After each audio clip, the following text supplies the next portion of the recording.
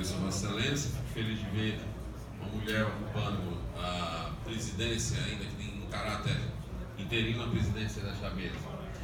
Gostaria, senhora presidente, senhores deputados, cumprimentando mais uma vez todos e todas, gostaria na manhã de hoje de retomar um assunto sobre o qual comecei a falar ontem.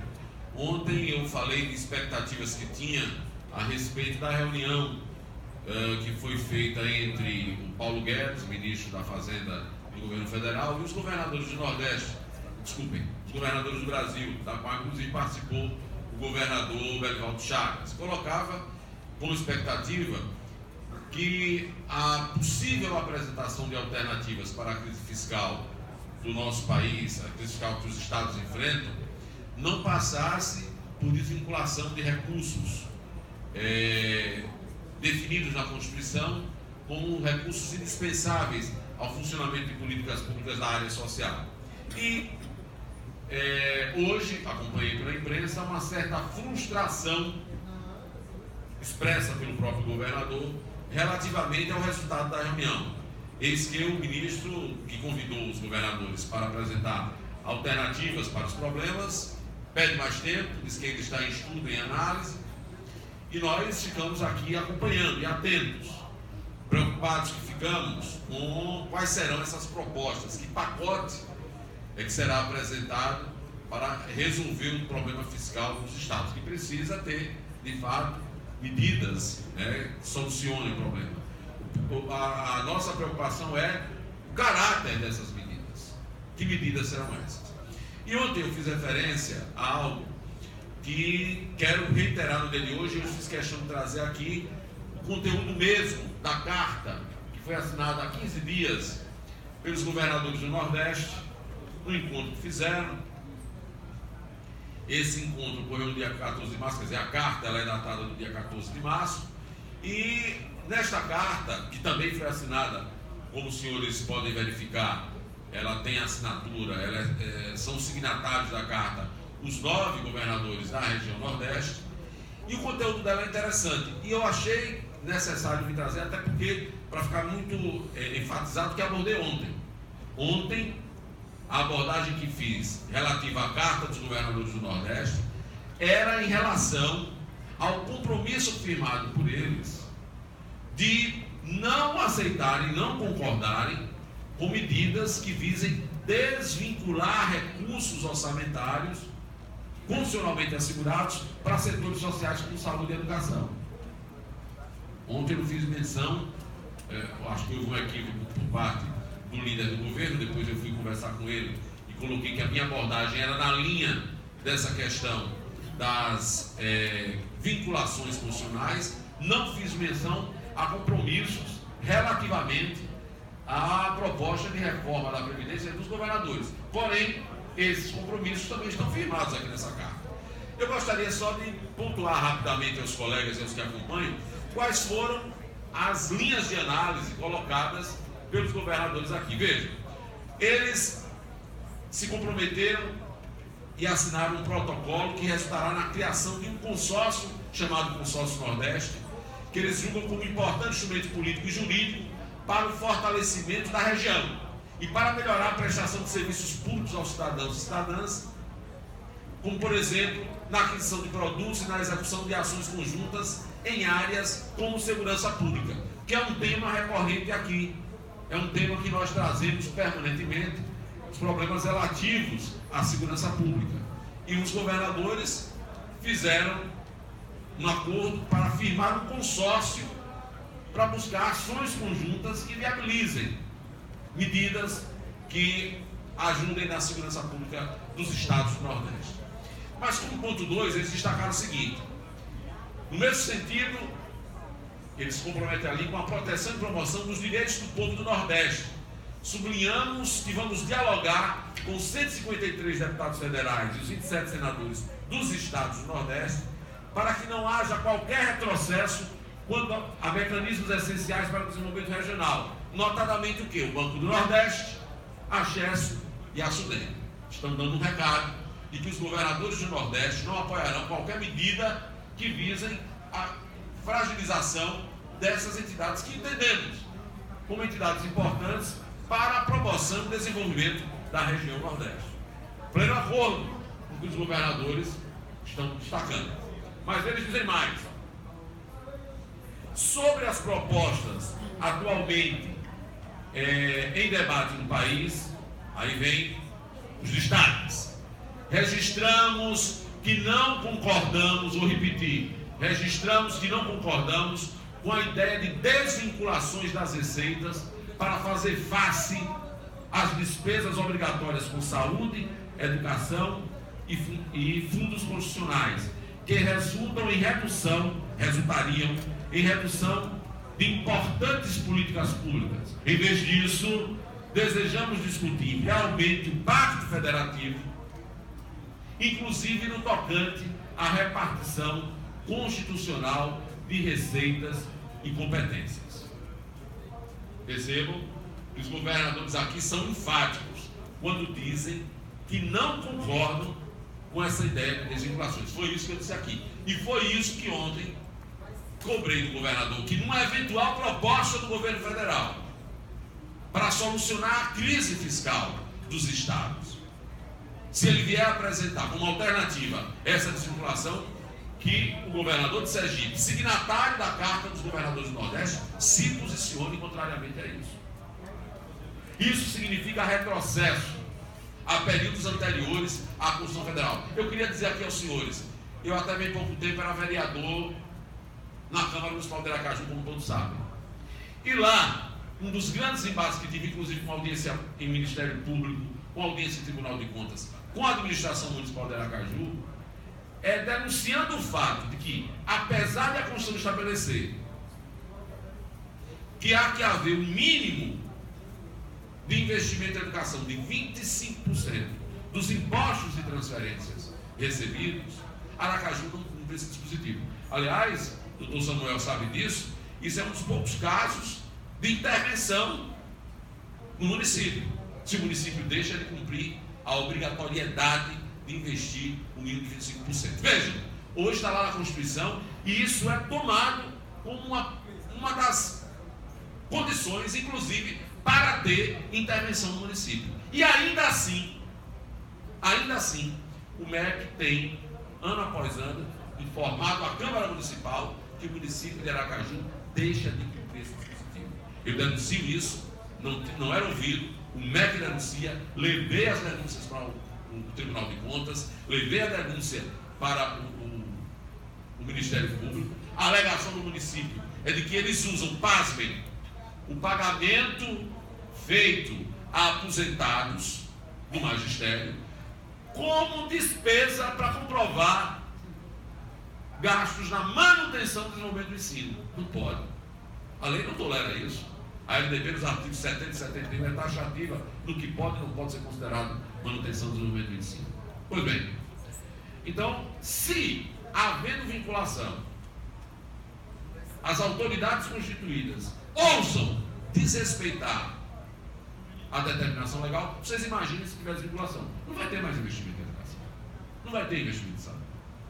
Mas veja, ali vem a parte da reforma da Previdência, que foi objeto de análise do deputado Zezinho Sobral ontem aqui. Eu não tinha feito menção a ela na minha fala de ontem, mas quero hoje registrar qual é o conteúdo da Carta dos Governadores em relação à reforma da Previdência. Está lá. Quanto à reforma da Previdência, consideramos que se trata de um debate necessário para o Brasil. Contudo, é isso? Contudo, posicionamentos em defesa dos mais pobres, tais como beneficiários da Lei Orgânica da Assistência Social, aposentados rurais e por invalidez, mulheres, entre outros. É isso mesmo? Posicionamos-nos, em defesa desses, pois o peso de decisões, daqui não estou conseguindo fazer a leitura, pois o peso de decisões, que está cortado ali,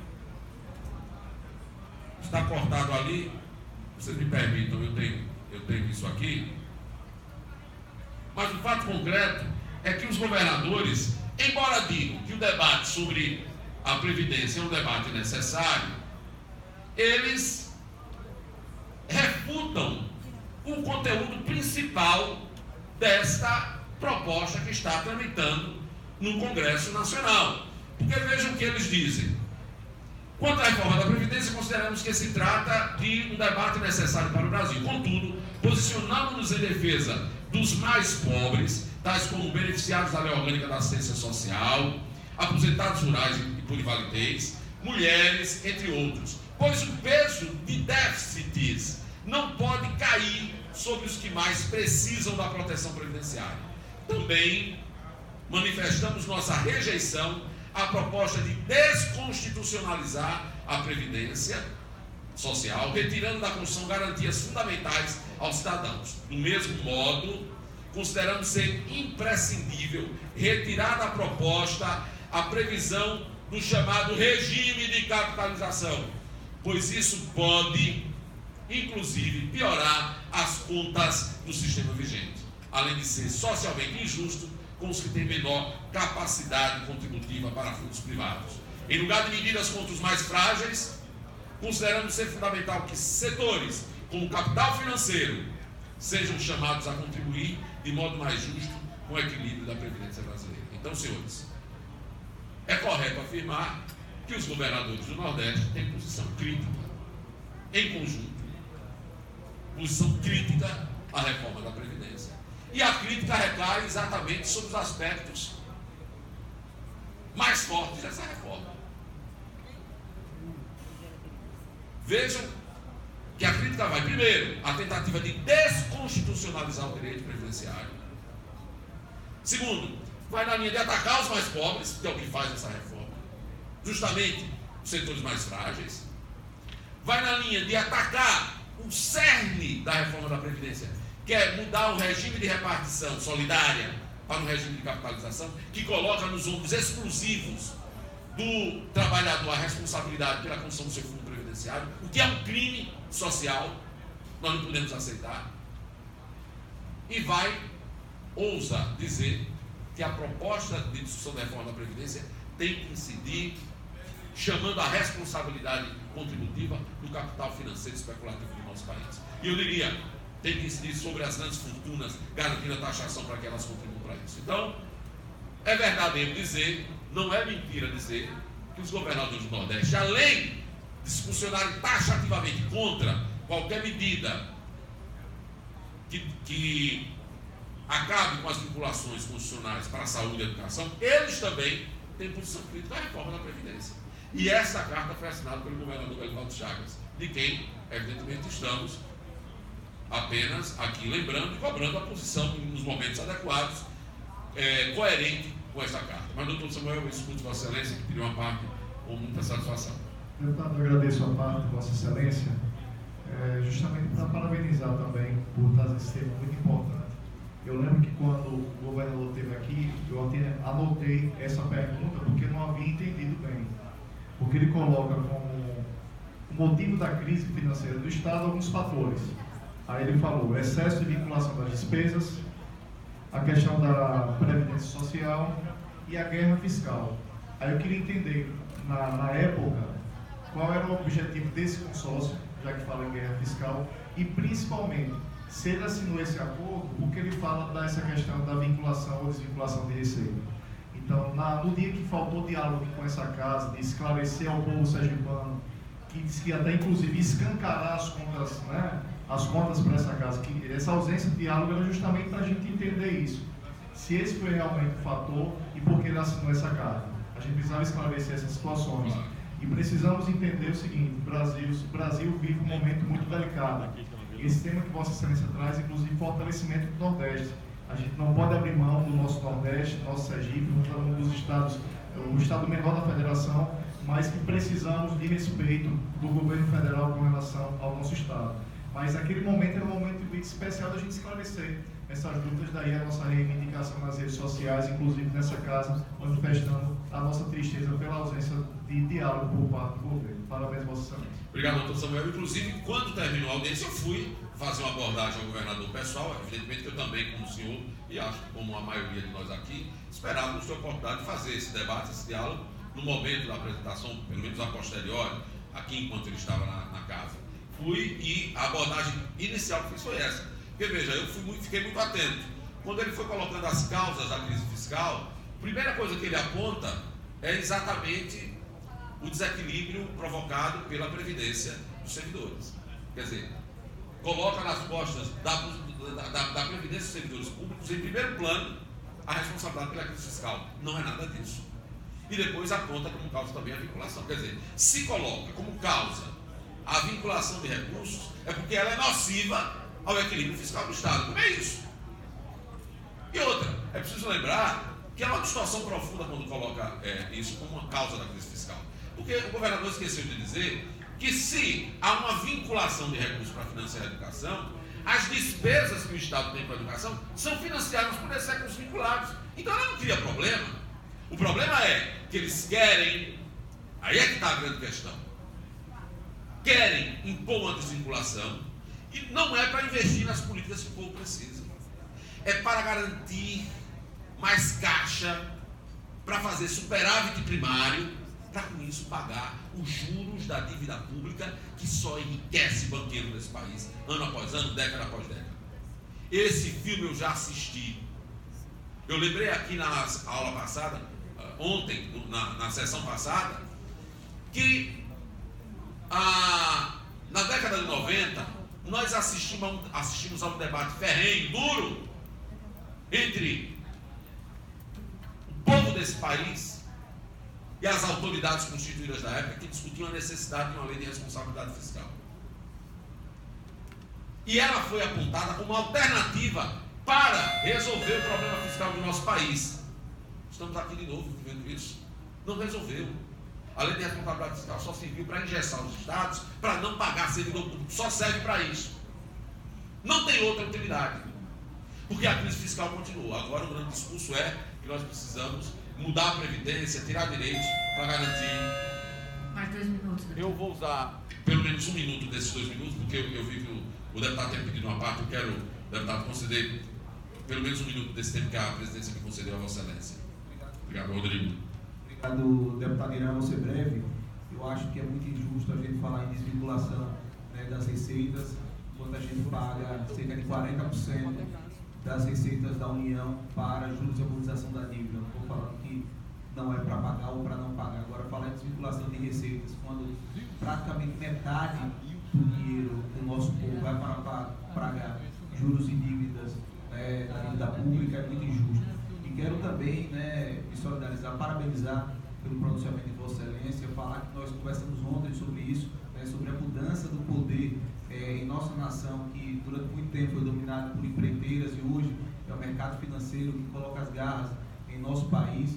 E quero também aqui me solidarizar nessa questão da Previdência e um tema que Vossa Excelência tocou em relação à tributação do nosso país. No nosso país tem um dos regimes tributários mais injustos do mundo, onde a gente tributa de forma exorbitante o consumo, afetando sobretudo os mais pobres, porque quando um trabalhador que ganha R$1.000, R$980 na verdade, compra um saco de feijão, né, de 5, 6, 7 reais, ali quer dizer que é 5, 6, 7% do seu orçamento, que metade vai para imposto, que é irrelevante para quem ganha 30 mil, 40, 50 mil reais, que é um valor irrelevante. Então, enquanto a gente continuar taxando o consumo como é taxado, eu acho que não adianta a gente falar taxação de grandes fortunas, porque o empresário rico vai lá e seu dinheiro embora. Então, isso não afeta. A gente tem que primeiro tratar o certo do problema, que é a tributação extremamente alta do consumo. A gente tem que começar a tratar de taxar a renda. E aí a gente vai conseguir ter um equilíbrio no pagamento de impostos e vai tirar a carga tributária do mais pobre, como é hoje em dia.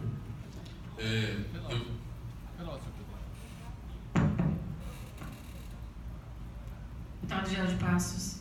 Como eu sou o próximo inscrito, eu vou deixar de falar hoje e concedo todo o meu tempo para que o deputado Irã possa concluir com tranquilidade essa importante pauta na manhã de hoje. Eu agradeço Vossa Excelência, com a aquiescência da mesa, então. Mais 20 minutos. Obrigado, presidenta.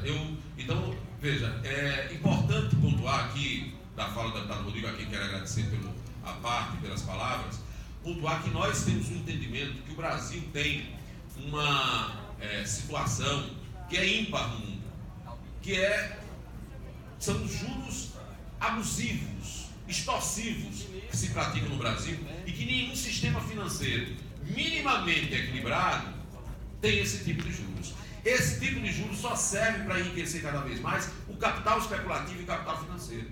É por causa desse tipo de juros que a gente ainda tem dívida.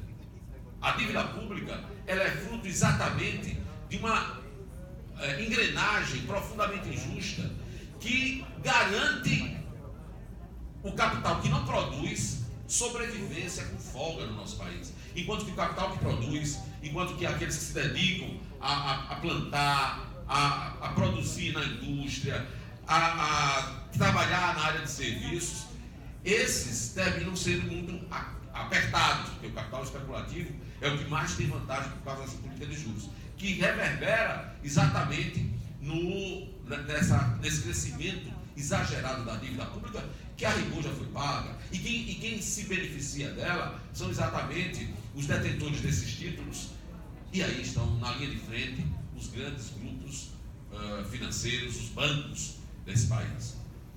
Sacrificar a população. Ontem eu chamei a atenção para um artigo do Código Penal que impede, taxa como crime, quando qualquer pessoa que no desempenho de sua função pública usar o cargo para beneficiar setor privado em prejuízo das práticas das políticas sociais, isso é considerado um crime no nosso Código Penal. Nós não podemos ter na administração do nosso país alguém que, para beneficiar o superávit primário, portanto, pagamento de juros aos bancos, aos credores da dívida pública, sacrifica as políticas sociais como a educação, saúde, a própria segurança pública. Não podemos aceitar. Então, dívida para nós é algo que nesse país é uma coisa que precisava ter uma auditoria profunda, né? Uma análise que fosse compatível com a realidade. Ademais, eu quero dizer que, relativamente aos impostos, tem um acordo com a Excelência, o consumo ele é sobremaneira taxado no Brasil, precisamos ter mais taxação sobre a renda. Agora tem uma coisa, as grandes fortunas precisam ser pagar imposto nesse país. Desde 1988, que a Constituição Federal estabeleceu isso como um tributo a ser regulamentado. Nunca foi. Eu fui deputado federal, acho que já disse isso aqui nesta casa. Me juntei com mais 2 parlamentares federais, apresentamos uma proposta de regulamentação das grandes fortunas. Ela não se movimentou dentro do Congresso, porque não há, dentro do Congresso Nacional, força suficiente para fazer com que isso aconteça. Agora é um absurdo nós taxarmos o trabalho, porque o imposto, esse imposto que o povo está pagando agora, é chamado de imposto de renda, na verdade, ele é um imposto sobre o trabalho. Nem é sobre a renda e muito menos sobre grandes fortunas. O que significa que o que Vossa Excelência chamou a atenção está correto. O sistema tributário que nós temos no país é um sistema profundamente injusto. É um sistema que taxa de forma muito dura e pesada o pequeno e alivia para o grande. Não é correto que a tabela do imposto de renda que nós pagamos trate realidades tão distintas como se fossem iguais. Não é correto que o trabalhador que junta seu dinheiro sacrificado vai pagar o imposto quando vai comprar, por exemplo, a sua moto, paga um imposto equivalente ao que paga o cara que compra o iate, o helicóptero, porque tem uma parte das grandes fortunas desse país que não sofrem mais com o trânsito, não andam mais como nós, pobres mortais, sofrem das agonias, as agulhas do trânsito, não. Anda de helicóptero, é por isso que hoje os grandes prédios têm que ter heliportos, para que essas grandes fortunas não passem pelo constrangimento que nós passamos a todo instante de estar vivendo nas cidades mal planejadas, mal elaboradas, com trânsito sacrificado. E aí eles pagam como imposto para comprar seus helicópteros, seus iates de luxo, o equivalente a que o trabalhador sofrido paga para comprar uma moto, para se locomover para o seu trabalho. Isso não é um sistema que nós possamos considerar democrático, justo, que promove a igualdade. E isso tudo tem a ver com o debate que nós estamos fazendo. Porque, veja, optaram por não chamar a responsabilidade dos culpados pela crise da Previdência. Porque, vamos aqui, eu quando era estudante, me dedicava mais sempre à área de humanas. Mas eu era bom de cálculo. E qualquer pessoa com mínimo de entendimento, que começa a fazer um cálculozinho, por exemplo, eu estou com 34 anos, aliás, nós estamos em 2019, eu estou com 35 anos de contribuição. 35. Qualquer pessoa começar a fazer o cálculo aí, por baixo, de o que é que eu fui acumulando com as minhas contribuições previdenciárias, ao longo desse período, fazendo incidir sobre isso os juros que fossem corrigindo esse investimento na aposentadoria. E depois você fazendo um exercício para tentar ver o bolo que você acumulou e o que você usará e por quanto tempo você usará com essa proposta de reforma da Previdência, você vai ver que os caras se apropriam de uma boa parte dos recursos que nós poupamos. Mais do que isso, o fundo previdenciário nesse país foi alvo de saques, no sentido de saquear mesmo. Não é saque só no sentido de sacar, não. Por quê? Tiraram-se recursos da Previdência do nosso país para fazer grandes obras públicas. Será que nós não lembramos disso? E depois não restituíram. Aí vem, eu outro dia estava no debate sobre a reforma da Previdência, um agente do Estado ocupou a mesa para dizer que nós não temos que ficar procurando culpados. Temos sim. Procurar os culpados é importante. O culpado não é nem no sentido personalista. É no sentido de você buscar identificar as causas que levaram a essa crise. Porque nós precisamos entender que a causa da crise não é porque o trabalhador aqui se aposenta cedo, porque isso não é verdade. Não é porque o que tem dito a equipe do governo federal, de que os ricos, eu não sei se aqui algum dos colegas já teve a oportunidade, ou alguns que acompanham, teve a oportunidade de ver a exposição de motivos, a justificativa do ministro da Fazenda quando encaminhou para o Congresso Nacional a PEC 6 de 2019, lá está dito, os ricos da Previdência. Veja, o regime geral de Previdência nesse país paga como teto R$ 5.800, vamos arredondar. Ele fala em ricos da Previdência, no regime geral. Aí mexe nesses ricos, esses ricos, os outros ricos não. Querem cobrar conta numa Previdência que tem dificuldade, mas que não é deficitária. Querem cobrar a conta do trabalhador. Nós não podemos aceitar isso. Então, o governo, o Estado brasileiro precisa chamar a responsabilidade das grandes fortunas, dos grandes detentores de renda, aqueles que vivem de renda sem contribuir para a produção nacional. Eles têm que ser mais taxados para ter estímulo à produção. Um país que quer ser desenvolvido não consegue se desenvolver em cima da especulação e de viver de rendas, né, de aluguéis. Isso não produz a riqueza que o país precisa. Então, eu vi que Vossa Excelência se inscreve mais uma vez para fazer a parte. Sei que o regimento tem restrições a isso, mas ouço Vossa Excelência com atenção. Deputado Irã, serei breve, vou apenas dar um dado, mas antes disso quero falar que, já devia até ter dito, fiquei muito feliz quando soube que Vossa Excelência tinha sido eleito para essa casa, assim como eu, porque sabia que Vossa Excelência iria enriquecer muitos debates que já são bem profundos aqui, mas iria enriquecer ainda mais os debates aqui nessa casa. Até muita gente me questionou, Rodrigo, mas deputado Irã, deputado mais socialista, você é liberal, mas eu vejo que nós dois e as duas doutrinas, no sentido mais puro da ideologia, lutam basicamente contra a exploração dos grandes com os pequenos. Claro que o socialismo ele dá muito mais a igualdade em detrimento da liberdade e o liberalismo a liberdade em detrimento da igualdade. Porém, todos os dois sistemas são revolucionários, eles buscam justamente isso. Eles tirarem esse poder de quem utiliza do povo, utiliza do Estado, para poder enriquecer-se e manter-se no poder. Então, um dado que eu quero dar a Vossa Excelência é como é que a gente fala em justiça fiscal, justiça previdenciária, se aqui no Brasil nós temos apenas 4 bancos, que praticamente são os bancos que operam. Então, a regra é ditada por apenas 4 entes. Então, você tem aqui um capitalismo de Estado, você não tem aqui um capitalismo dentro do seu sentido liberal, você também não tem um problema social forte em curso. Você tem um sistema de capitalismo de Estado, de amigos dos ricos, onde 4 bancos ditam as regras para toda a população brasileira. Isso é muito grave.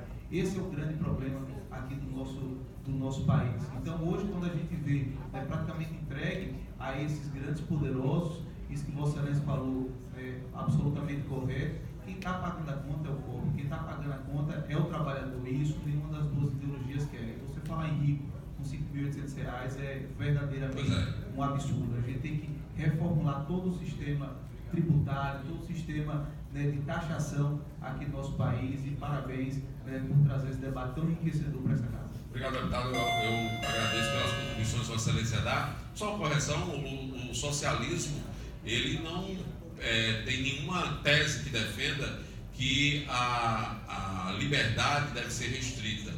Quem estuda o socialismo em profundidade sabe que no socialismo não há qualquer restrição à liberdade. Bom, o socialismo é entendido como uma etapa, os clássicos do socialismo, como uma etapa anterior a um outro momento, que é o comunismo, mas isso a teoria aponta por esse caminho.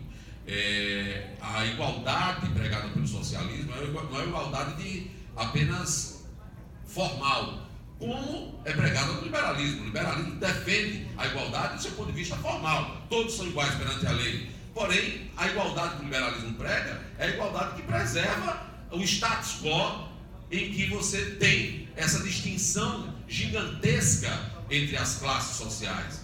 A igualdade que nós defendemos é a igualdade não apenas formal, meramente formal, é a igualdade de fato, onde os meios de produção, que são essenciais para a produção da riqueza, eles sejam de propriedade coletiva, que as pessoas possam usufruir igualmente. O princípio máximo do socialismo tem a ver, inclusive, com princípios cristãos.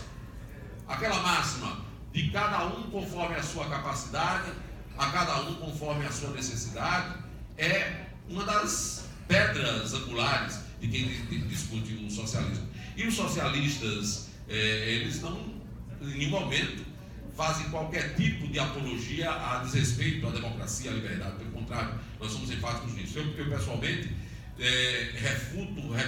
tenho repulsa por qualquer tipo de iniciativa que caminhe pelos regimes totalitários. Totalitarismo para mim não serve nem de direita e nem de esquerda. Eu acho que a democracia é a pedra de toque da busca da nossa construção. O problema do capitalismo, sob o meu juízo, é de que depois que as experiências socialistas mostraram, por exemplo, que planejar o Estado surte efeito, depois das experiências bem-sucedidas de socialismo, o capitalismo fez aquela experiência do welfare state, do capitalismo bem-estar social, que está desmontada, porque o neoliberalismo foi uma nova onda do liberalismo que veio exatamente para desmontar aquela, digamos assim, humanização que vinha se dando ao capitalismo. Porque o Aceres tem razão no aspecto.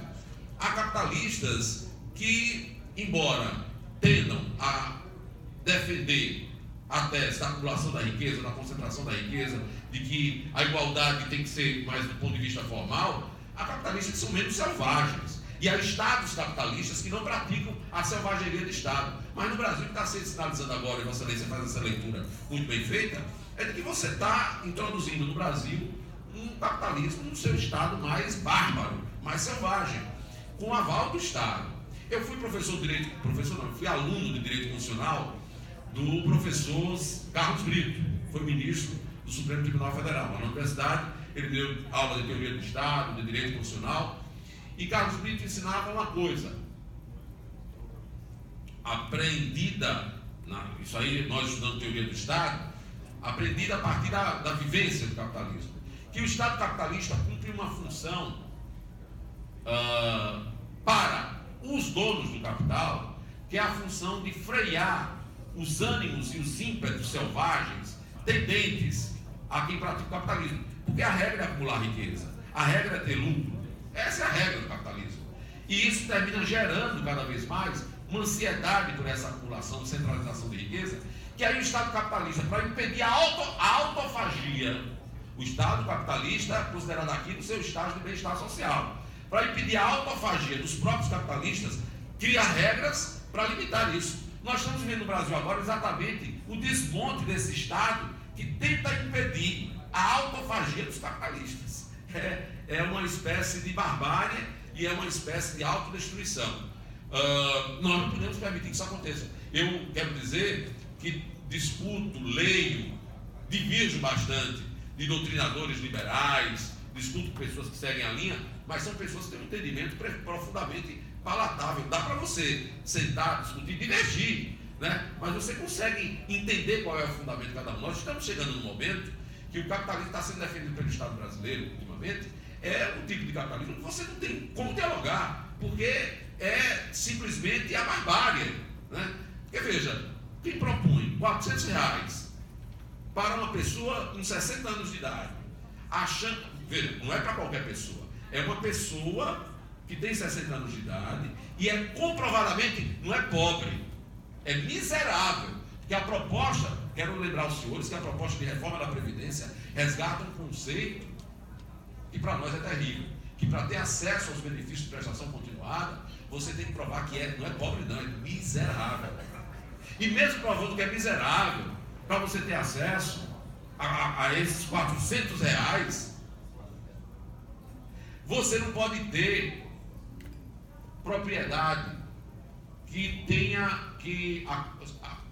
o acúmulo que você tem com propriedade chega, se não me falha a memória, R$94 mil. Então veja, vamos traduzir aqui em miúdos. O pobre que tem uma casinha para morar, mas ele vive em situação de mendicância. Se a casinha que ele tem para morar valer, vamos dizer, R$100 mil, ele pode estar morrendo de fome, mas ele não vai ter acesso ao benefício de prestação continuada. Às vezes aquela casa é um patrimônio de família, adquirido há muito tempo, com muito sacrifício, construído por gerações. Eu digo porque na minha família é assim. E aí aquele patrimônio vai ser considerado para dizer se você pode ou se você não pode receber a BPC, o BPC. E aí você não tem como sobreviver, mas tem aquele patrimônio. Então a regra é venda, se desfaça dele para comer. Quer dizer, essa é a selvageria que nós estamos aqui lá dentro. Eu já disse aqui, eu sou de uma geração que viu os idosos pedindo comida na rua. Eu sou uma geração que viu as pessoas com deficiência não terem outra alternativa a não ser mendigar. Ou tinha o apoio familiar que ele sustentasse, ou tinha que mendigar. Eu vi muitas vezes minha mãe dando comida para... Tinha os velhinhos já tradicionais que iam ali porque não tinham o que comer. E nós conseguimos, mal e porcamente, me perdoem a expressão, mas nós conseguimos dar um salto adiante disso. Diminuiu essa realidade. Muita gente não gosta que diga, mas diminuiu a partir de políticas sociais, de Estado, que garantiram isso. Que começaram num governo de caráter liberal, social-democrata, lá com Fernando Henrique Cardoso, né? Começou uma parte dessas políticas começaram ali, mas foram aprofundadas no governo socialista de Lula. As pessoas não gostam que digam, mas é assim. Está registrado na história. E isso está registrado nos anais das agências internacionais que registraram, por exemplo, a retirada do Brasil do mapa da fome. Ou será que isso não é um marco importante para a nossa história? Querem esquecer disso? Aí querem jogar fora a criança com a água suja. Não pode. A conquista dessas políticas foi essencial para o povo brasileiro. Estamos desmontando isso. Isso é retrocesso. Então, senhoras e senhores, ver os governadores se posicionando contra a desvinculação e de forma crítica à reforma da Previdência, para mim é uma lente, governadores do Nordeste. É bom saber disso. É bom saber que o governador do estado de Sergipe assinou essa carta. E eu cumprirei aqui, nesta tribuna, em todos os espaços que atuar através do meu mandato que represento, a tarefa de estar lembrando permanentemente o governador desses compromissos, para que ele não seja levado pelas ondas que estão sendo construídas nacionalmente a contribuir para descaracterizar essas conquistas importantes do povo. Vamos lembrar que a vinculação de recursos é uma conquista recente. É da década de 80 a primeira vinculação expressa para a União de Recursos. A Constituição de 88 normatizou de forma séria e nós não podemos acabar com isso. Eu fui aluno quando não havia vinculação de recursos. Comecei a ser professor quando estava começando a instituir isso, e isso ainda não era regulamentado. Eu sei a diferença que fez você ter a obrigatoriedade. Eu sou de um tempo que sentava para negociar com o governador e dizia que tinha que ter uma conta própria para a educação, colocar os recursos destinados àquela área, e os governadores e os secretários de educação riam da gente. Depois nós botamos na lei. Isso ajudou muito a organizar. Quem lida com a legislação sabe que foi fundamental a conquista da legislação que trata da educação, Fundeb, primeiro Fundef, depois Fundeb, piso, a regulamentação que a LDB traz, enfim, nós não podemos perder tudo isso. Presidente, muito obrigado, agradeço mais uma vez ao deputado George também pela concessão e aos colegas pela atenção, aos apartes que me foram feitos aqui. Muito obrigado e até a próxima oportunidade.